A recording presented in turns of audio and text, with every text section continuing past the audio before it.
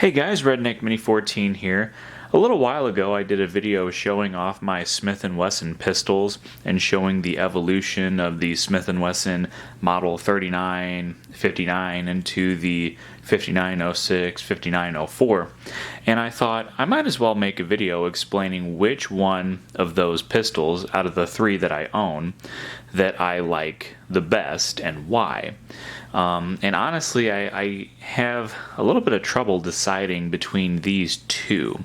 Now, I do have a third one, my 5904, and while I do really like that pistol, it just doesn't, it's not as good looking, I guess, and it does have an aluminum frame versus the 5906, which is a stainless steel, an all stainless steel gun.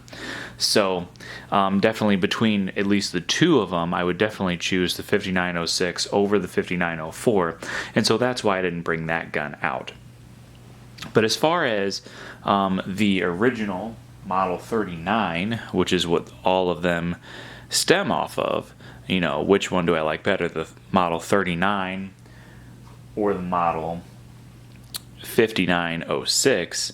Well, I have a little bit of trouble deciding which one I like. Now, on one hand, you have this really good looking stainless steel double stack pistol. I do have the Hogue Pow Ferro grips on this one, and it does look like a really nice pistol.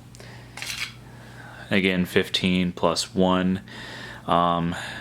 It's got that high vis follower. Just a really nice pistol. You know, it does have the ambi controls or the ambi safety. You know, just a really good looking pistol.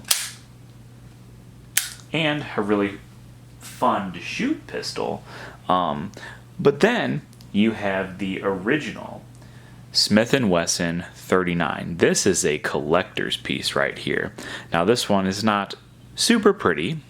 It does have some wear, or character, as I'd like to call it. And I bought this with all these scuffs and scratches because, number one, it was the cheapest one out of the four that were being sold. And number two, I don't have to worry about scratching it because it's already scratched. You know, if I spent, you know, $300 or $400 more for the most pristine Model 39 that the shop had, well, I'd be really afraid to shoot it because it would, I'd just be afraid to scuff it up. But number one, this is just a really beautiful classic pistol. The grips, these are original Smith and Wesson grips, and they have checkering on them, so they have a pretty good grip.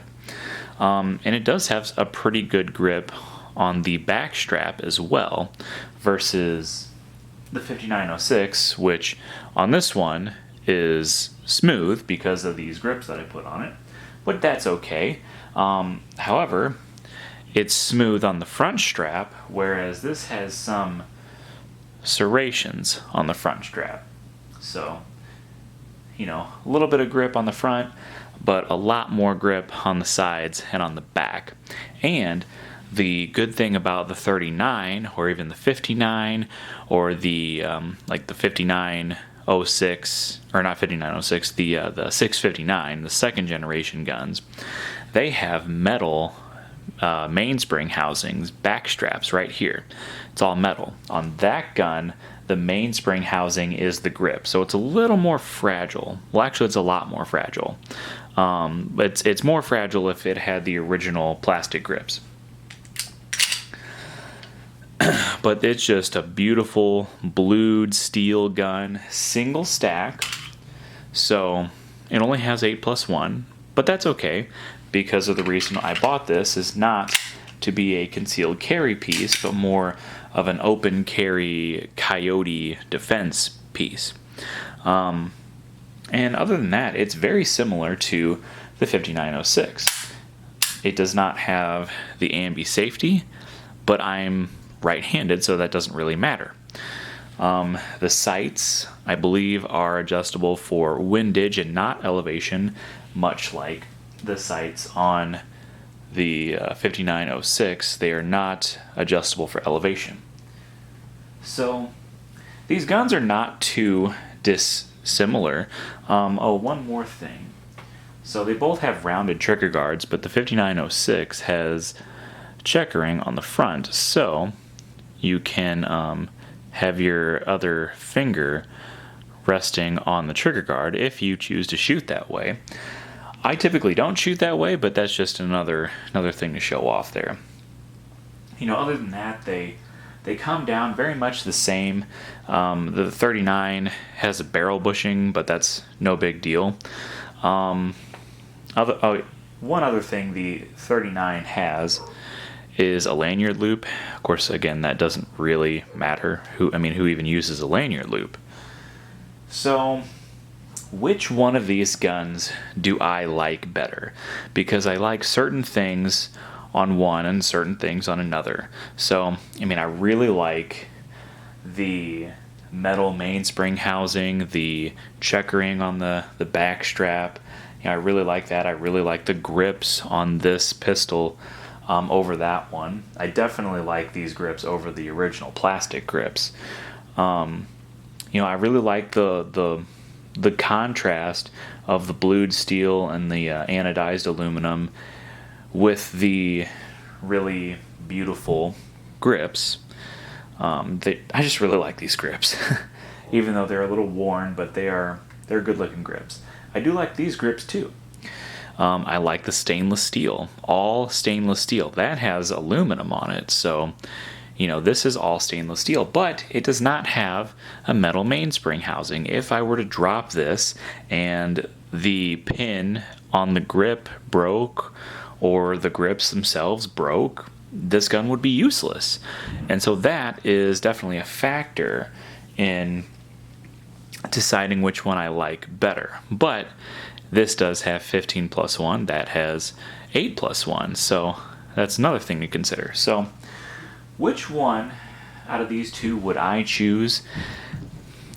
I honestly think I would choose the 5906, and the reason for that is because it's a good, number one, I've never had any malfunctions with this gun, so that's just one thing to point out.